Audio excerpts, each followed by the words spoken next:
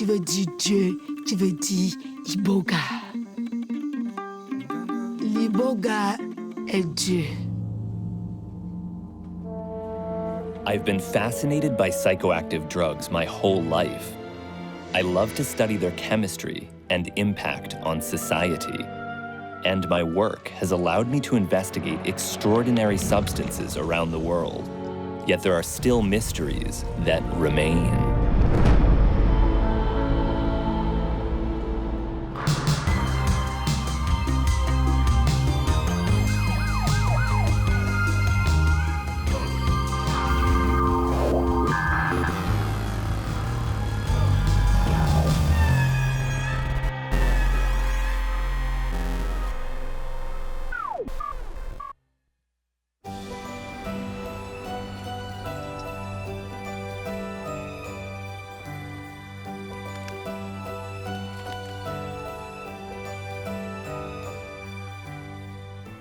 If tramadol is found to be of natural origin, would this be the greatest discovery of your career? Yes, absolutely.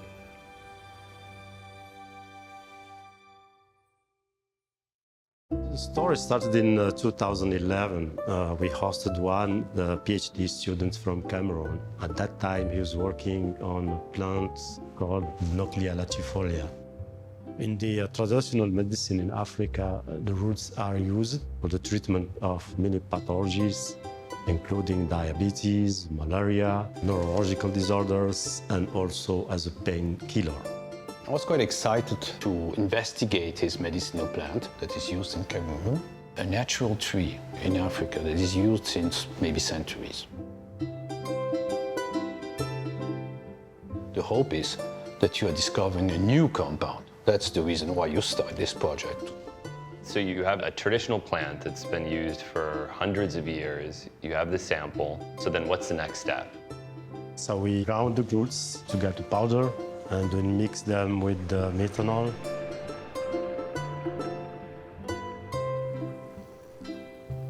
But after some work of purification and chemical identification, we identified that tramadol was present in the roots of this plant. Tramadol? Yes. Well, you must have been amazed to have found what was thought to be an entirely artificial, synthetic substance. Yes. Something that was thought to have been discovered in a German pharmaceutical company in the 1960s. Was also the active principle in a medicinal plant that had been used for generations in West Africa. Yeah, it's a striking finding. When we discovered this compound, for me, it was a mental, let's say, revolution as a scientist. It means that by pure coincidence, you discover a compound that is man-made and that is present in nature. For me, there was no former experience or even in the literature of any kind of similar parallel. So after this research, we decided to publish our work.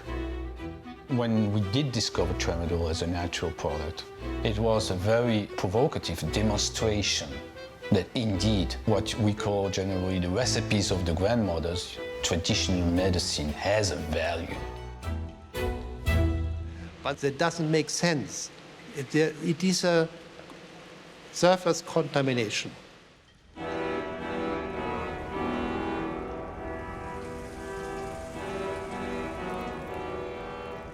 I was always interested in contamination, and there was an article in the very well-known journal Angewandte Chemie, and one of my friends told me, have a look at this. Of course, when first reading the article, we were also excited, but immediately we had some doubts.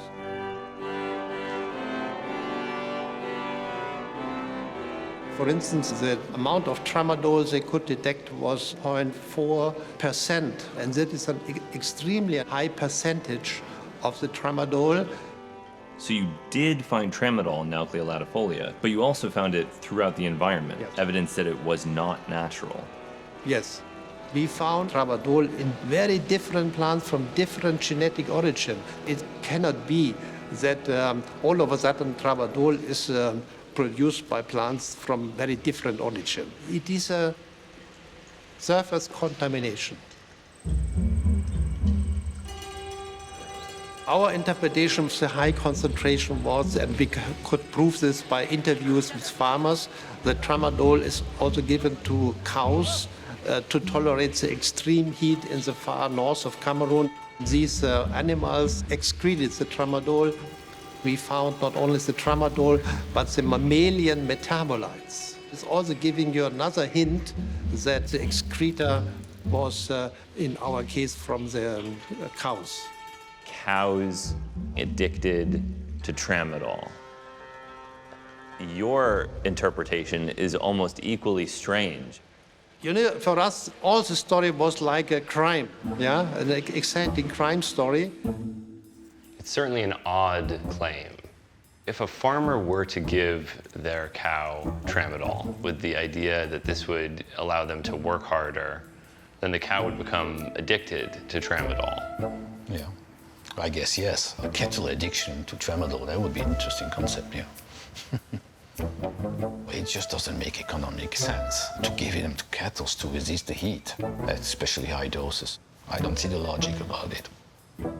If it's not cows, how would you explain the detection of tramadol in other plant species that aren't Nauclea latifolia? The trees where we took the samples are full of monkeys, you know, they're just eating the fruits. And their urine can go onto the soil as well. If maybe there is some tramadol in the fruits, and if the monkey eats the tramadol from the fruits, and then they can pollute the soil. Okay, there are some monkeys around there, and they like to eat fruits like the fruits from Nauclea, but this idea with monkeys is very strange. It's really one of the best science mysteries I've ever encountered. And did you consider the possibility of anthropogenic contamination when you were working on the original research? No, to be honest, I still don't consider it. I believe at one point the scientist has to conclude and say, okay, that's the explanation this way or this way.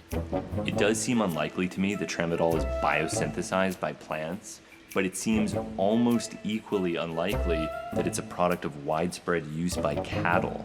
Have you considered the possibility that maybe you're both wrong? Also, I would say we are approaching this problem from different sides with different experimental setups, and we couldn't agree upon a common interpretation of the data. We're in a sewer right now, and I imagine that you're familiar with the idea of the Anthropocene, an era dominated by the influence of humans on the environment.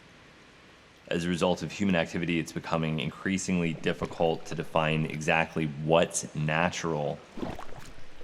Do you think in the future this natural-synthetic dichotomy is going to dissolve completely? Yeah. We have polluted the environment with so many chemicals. There are urinary metabolites of cocaine and antidepressants in the municipal water supplies of pretty much every major country. I think we're going to see more and more cases like this in the future as our environment continues to be contaminated. It may even change the biosynthesis of natural products. So I guess, yes, there is an environmental response and adaptation to human activities. Plants, organisms are adapting to the new environment, which is man-made.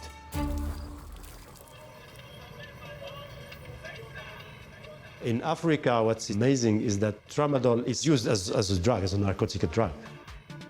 Tons of tramadol, maybe from India, is imported. This use of tramadol in these high quantities all over Western Africa.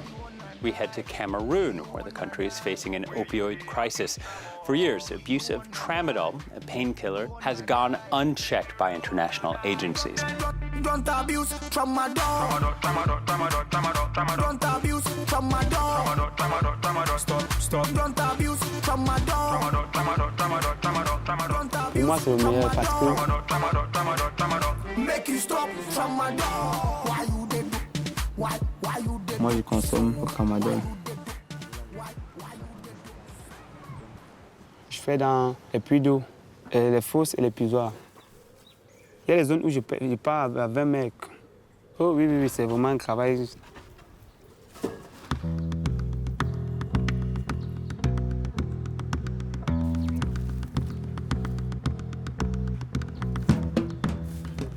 C'est un travail risqué parce que bon.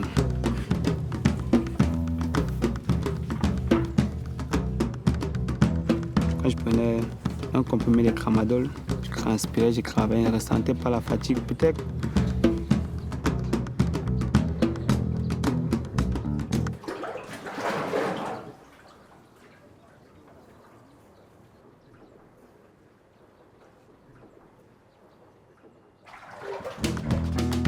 Il faut toujours bouger le corps. Je suis forcé peut-être à faire quelque chose. Do you think it's a problem? Would you consider taking a boga to stop? Le désir, bon, pas pour le moment. Je n'ai pas encore senti le désir d'arrêter. Et je me dis même peut-être que le jour où je serai dans un cercueil, j'aurai peut-être un comprimé dans une poche. C'est ma veste. Donc, c'est un peu ça.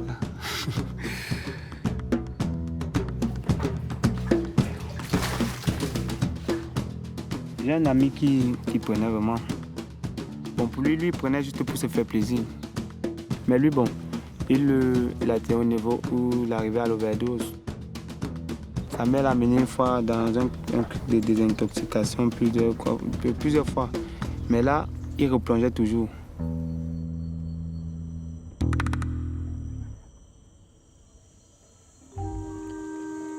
Rocky arrive ici, il a dit, maman, aidez-moi, je vous en supplie, je veux sortir de la drogue. La maman lui a dit, il faut dès aujourd'hui que tu commences à en consommer de l'iboga. L'iboga est une plante qui est venue sauver le monde. La drogue innée, la drogue de Dieu, c'est-à-dire la dépendance, ça va t'enlever l'envie.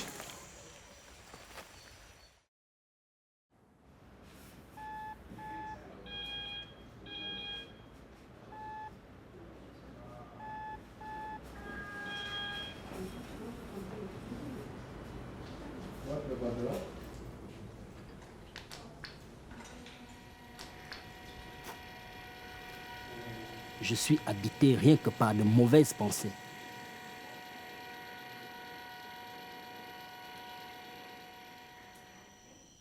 Je suis étudiant en droit à l'université Omar Bongo. Ça fait 2 ans que j'ai arrêté là-bas.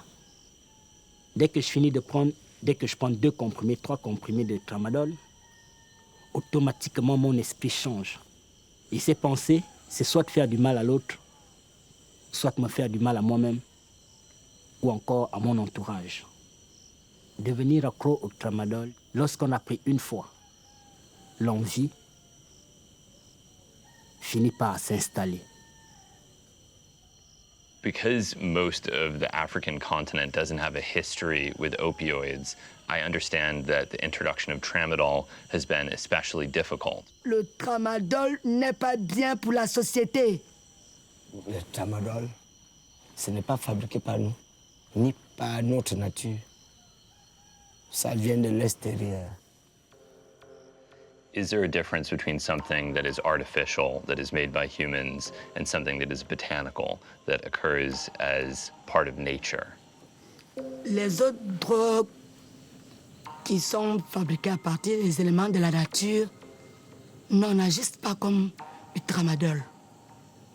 Maintenant, l'iboga est une drogue innée. Le père de toutes les drogues. Donc, on reçoit tous ces cas-là. Quelqu'un qui est venu parce qu'il est devenu alcoolique.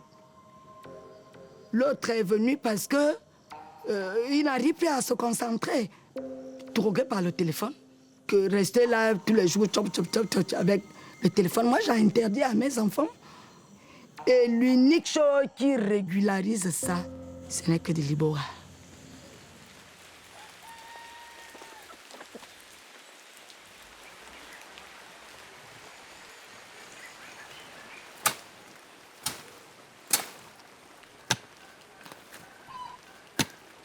L'iboga est une plante que Dieu nous a donnée.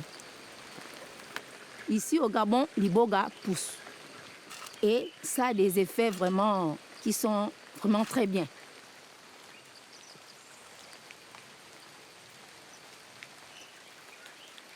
Escargot. Du fruit de l'iboga.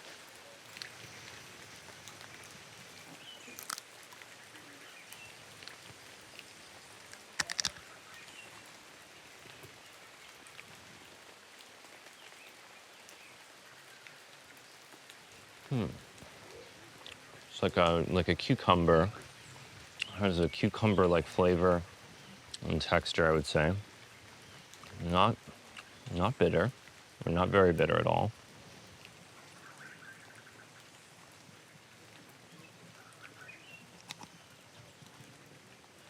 Are you ever concerned that all of the iboga might disappear?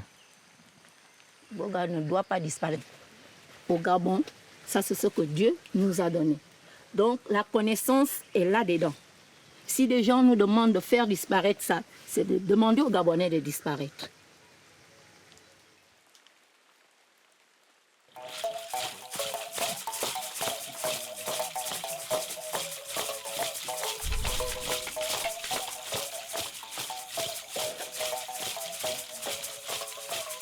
La vérité, on ne l'a pas sur le tapis rouge. La vérité, on l'a en mangeant le bois sacré qui est.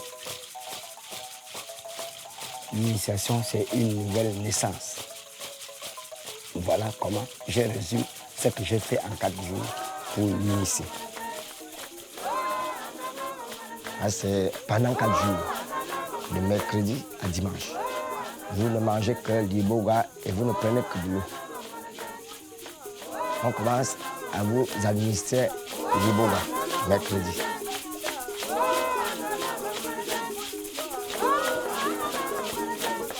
Le jeudi, c'est le jour de sacrifice.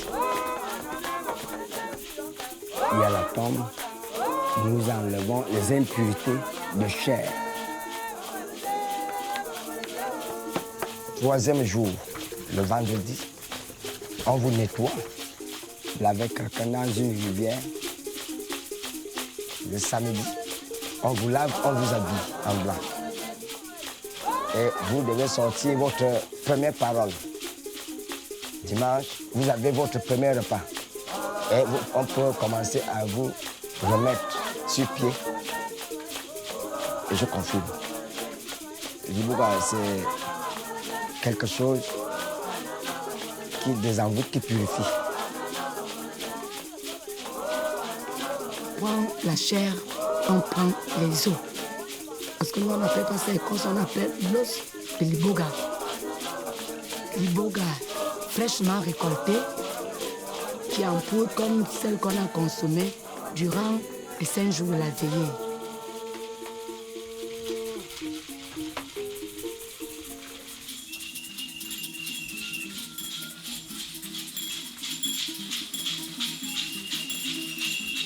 Quand vous arrivez dans un temple de Boursier, tout se passe dans les règles et les normes fondamentales que Dieu a créées. C'est organisé. Ça ne se fait pas au hasard. Donc nous avons toute cette organisation-là. Le temple est composé normalement de 12 membres.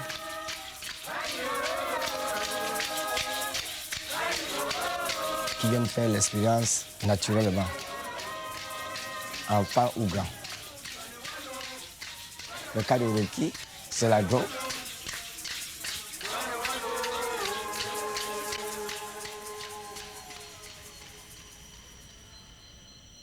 dit bonsoir à tout le monde et à tous nos invités. Bonsoir. Nous sommes là pour une grande cérémonie. Mon nom d'esprit, c'est moi, le roi David. Je suis le vétéran de ce temple, le chef de village. Je ne suis pas seul.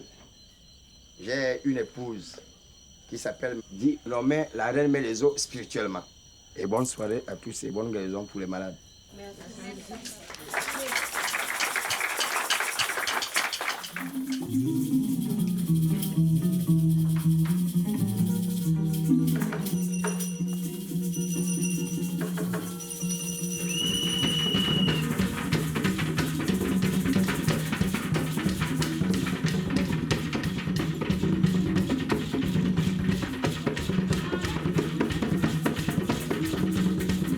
Parce que lorsque on initie quelqu'un, il fait au moins 5 jours sans manger quoi que ce soit.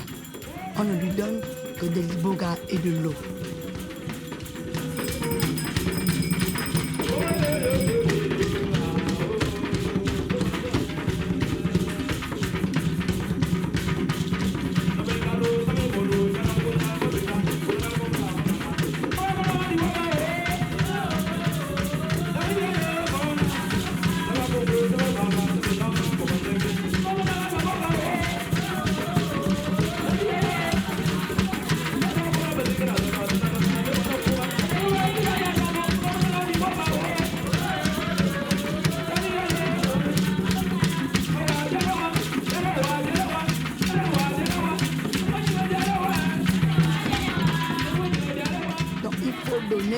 Cette forte dose-là, parce qu'il leur faut de l'énergie pour pouvoir tenir toute la nuit.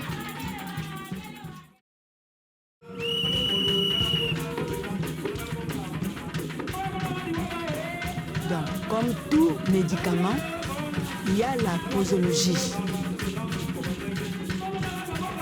Les bébés nouveau-nés, il y a des doses qui sont réparties.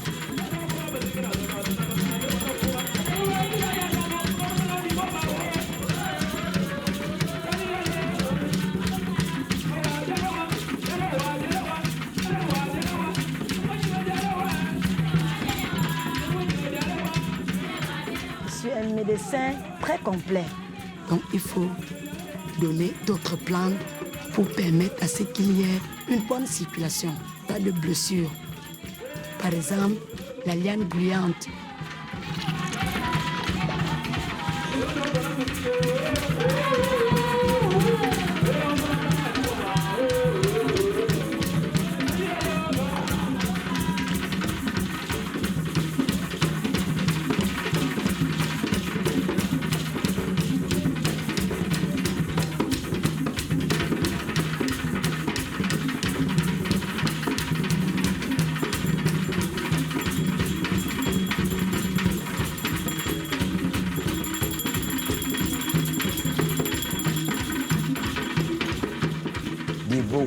À travers les initiations, vous montre votre véritable dessein, vous montre le chemin à suivre.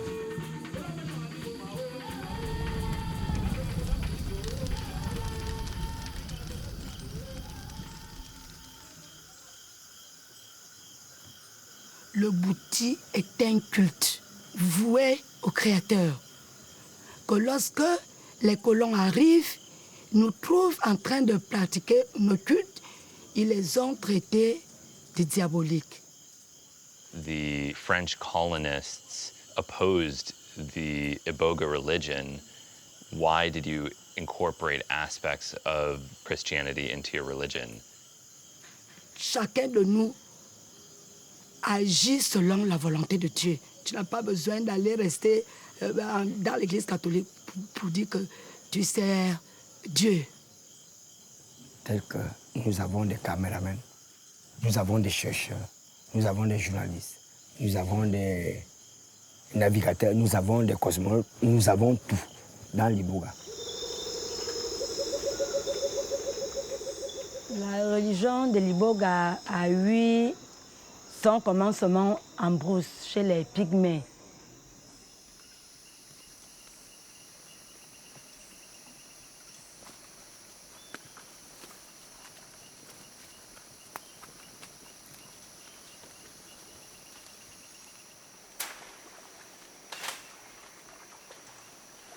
va faire ici. Donc vendredi, on les réchauffe d'abord pour leur redonner de l'énergie. On va d'abord chauffer les malades.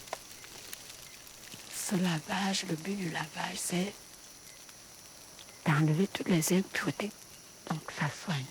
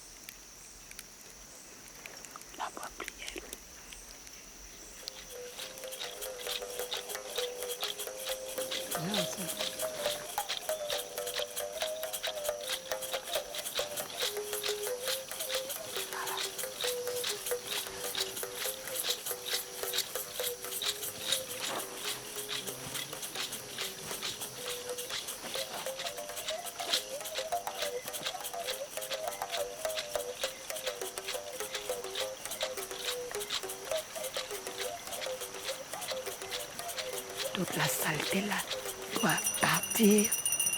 Comme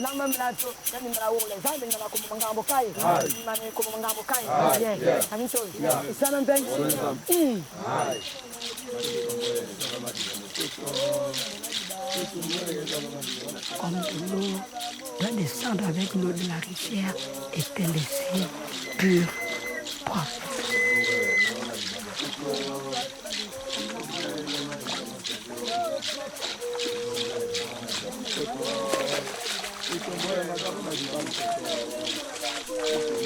Le monde parle de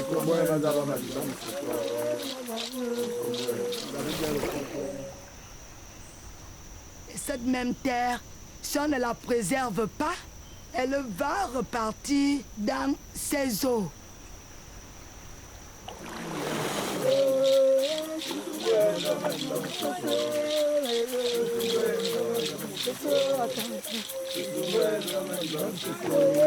Et puis, on les ramène, on continue le processus de l'initiation. Le Aslen Nizam.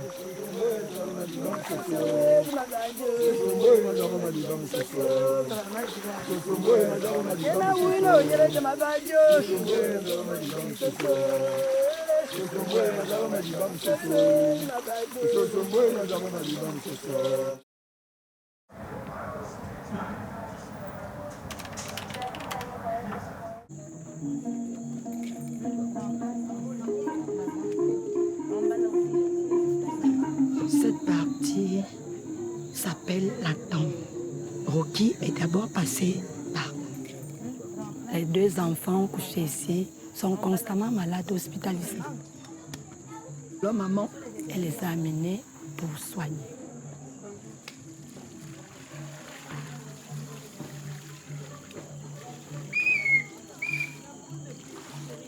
Le jeudi, c'est jour de sacrifice. Il y a la tombe, nous enlevons les impuretés de chair.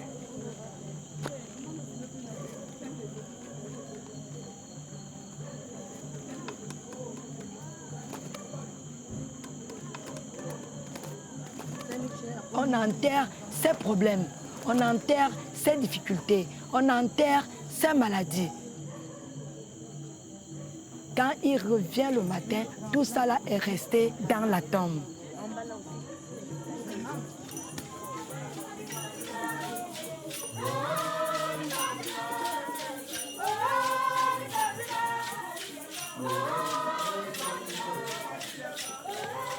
Le samedi, on vous lave, on vous habille en blanc.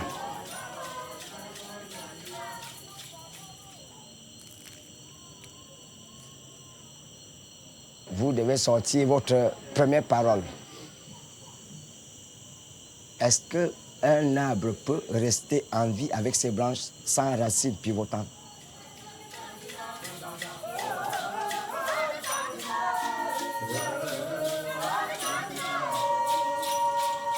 Puis nous donnons des liboga en eau là aux chiens. To dogs? Oui, Aux chiens?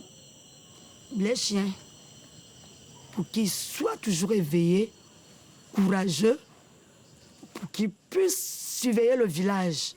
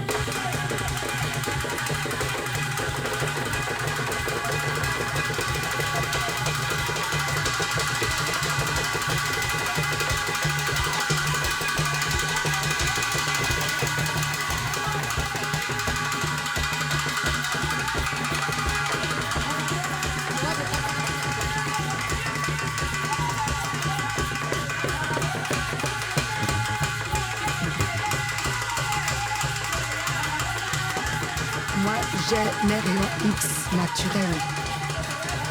Dès que je regarde quelqu'un, je lui vois jusqu'à l'intérieur de lui. Je vois à quel niveau se situe son mal. Là où la médecine occidentale, chez les grands scientifiques se sont arrêtés. Liboga passe.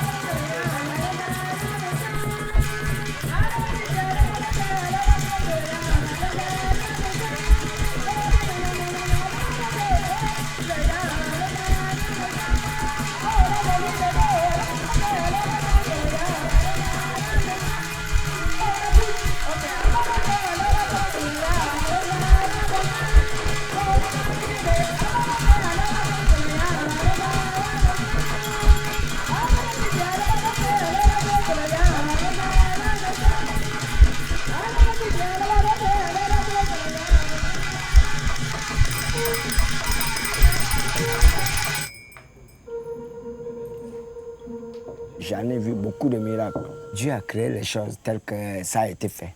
J'ai toujours donné l'exemple d'une ampoule. L'ampoule qui fait la représentation de Dieu, la grandeur, créateur. Mais si vous allez derrière cette ampoule, vous allez vous faire électrocuter. Mais il faut que le monde en sache ce que Liboga peut faire comme merveille. L'initiation nécessite à voir et revoir des choses qu'on ne pouvait voir avec l'œil. C'est pas comme du chanvre, c'est pas comme des kobolos ou encore d'autres drogues comme la cocaïne ou l'héroïne ou je sais pas trop. Il y a vraiment une grande différence entre ces drogues-là et l'ibogaïne. Du nord au sud, de l'est à l'ouest, de l'Afrique, l'Europe, l'Asie, l'Amérique, l'Antarctique, l'Océanie. Il faut faire les pépinières. Liboga, c'est elle qui va te révéler tout ce qui est en toi.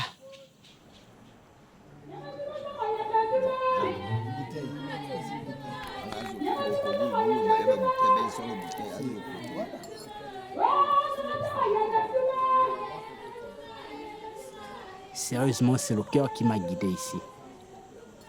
de pouvoir traverser et de pouvoir voir ce que l'œil nu ne peut pas voir.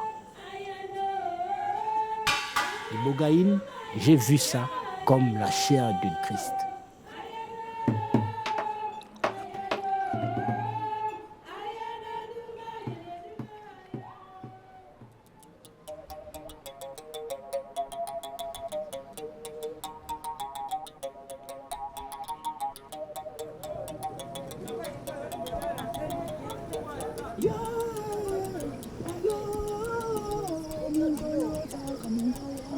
J'ai mangé le bois, ça s'est bien passé. J'espère vraiment trouver une nouvelle vie avec ma famille, mes amis, de rentrer à nouveau chez moi.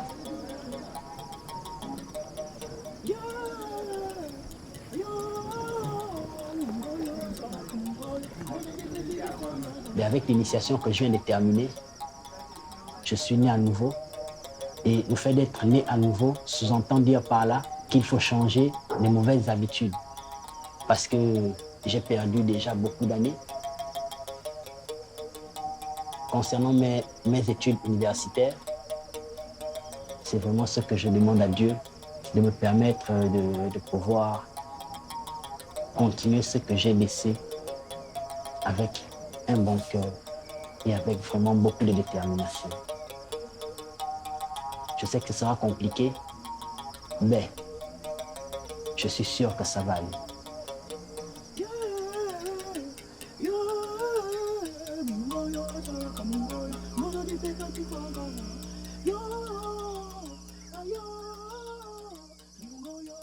I was an atheist when I was growing up, and I became suicidally depressed as a result of my worldview. And it wasn't until I attempted suicide that I realized I have to be responsible for my life.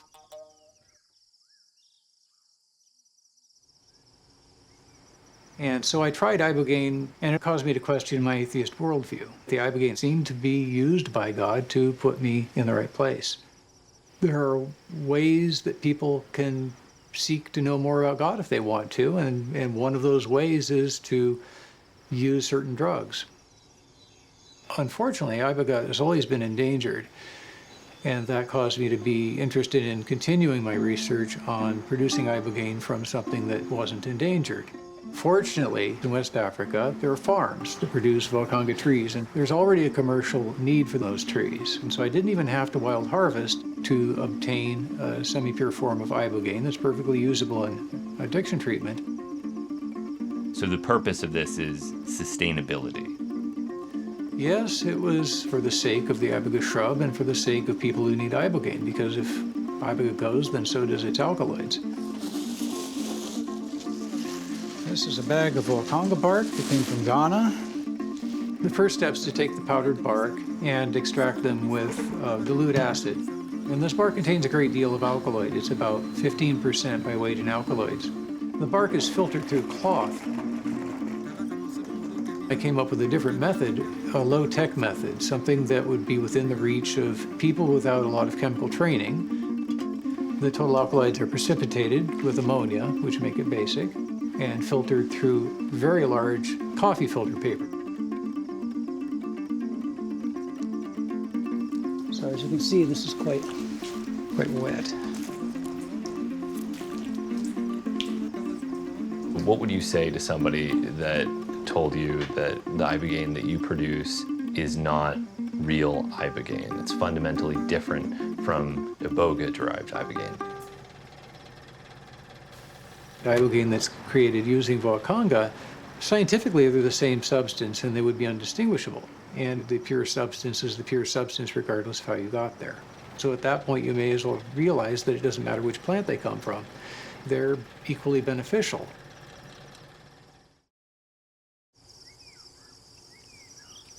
So you don't think there could be any detectable difference between the botanical ibogaine and synthetically produced ibogaine? Questions like this it seems like a mixture of spiritual beliefs and scientific ones.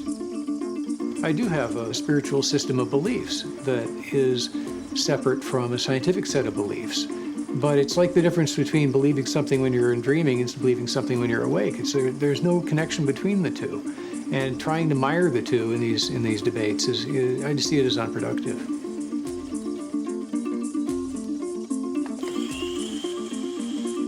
The alkaloid is dried and powdered and extracted with straight vinegar. And pouring it into an emulsion of 100 milliliters of toluene to extract the volcangine out of this with the toluene. Hydrochloric acid to extract the volcangine that this toluene contains. This is hexane, 0.4 grams of sodium acetate mixed with vinegar. So there's our product. We're going to separate the volcangine from everything that likes to precipitate from acetone. Now I'm going to add hydrochloric acid to precipitate the impurities from the volcangine. Yellow precipitate.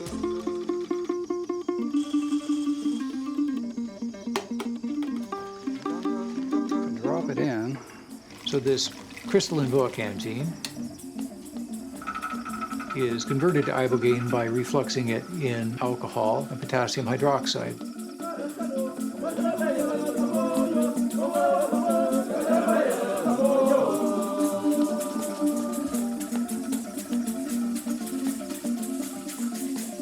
This is the petroleum naphtha extract of Huaconga recovered alkaloid.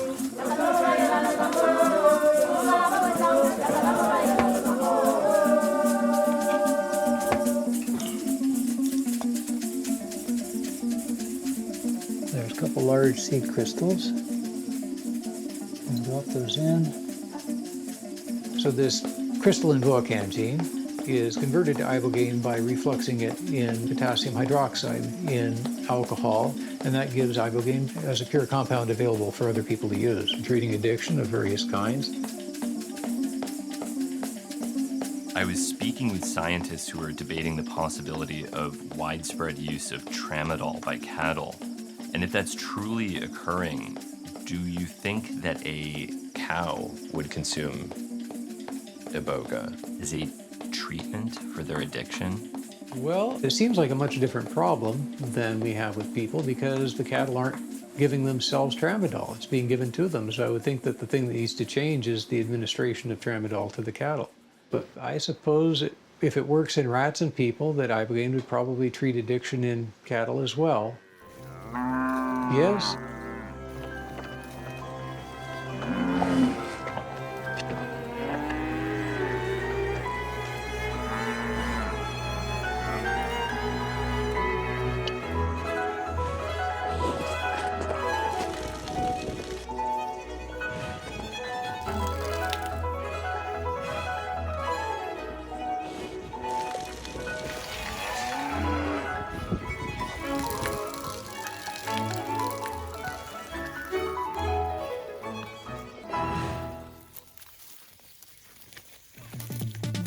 wanna die?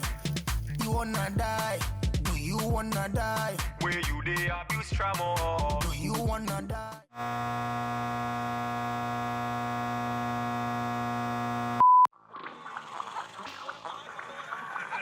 Je vends les médicaments depuis 8 ans. Je vends ça aux éleveurs et aux mototaximans, aux agriculteurs. Je vends ça tout. Puisque les médicaments sont très bons. Donc, les gens qui prennent disent que les médicaments sont très bons. C'est ce que tu m'avais donné l'avant-hier. Il faut me donner encore. Nous achetons les médicaments dans les grands marchés, dans des boutiques, et ce qui se place sur les bancs, partout, il y a tout. Bon, les éleveurs viennent de partout. Donc ici, je suis comme le directeur. Je vends le produit, je fais les opérations et les soins aussi des animaux ici. Donc je prodigue des conseils nécessaires à mes éleveurs, soit à mes clients. Bon, le tramadol, il y a les éleveurs de chevaux viennent chez moi ne serait-ce que demander ce produit.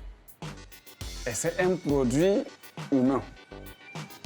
Mais le tramadol qu'on utilise chez les animaux, soi-disant pour les labours, soi-disant simple pour doper un animal, vraiment ça c'est des conseils et ça aura un effet néfaste lors de la défécation de l'animal dans la nature. Bien sûr, les éleveurs qui utilisent l'insecte le tramadol aura vraiment des effets secondaires sur la nature, auront des problèmes à la longue et la nature aussi subira de ces conséquences. Je ne sais pas comment on l'utilise chez les animaux. Vraiment, c'est des conseils. C'est quelque chose qui est utilisé pour les humains. Mais normalement, lui-même aussi ne devrait même pas utiliser ce produit. Je crois bien que c'est déconseillé.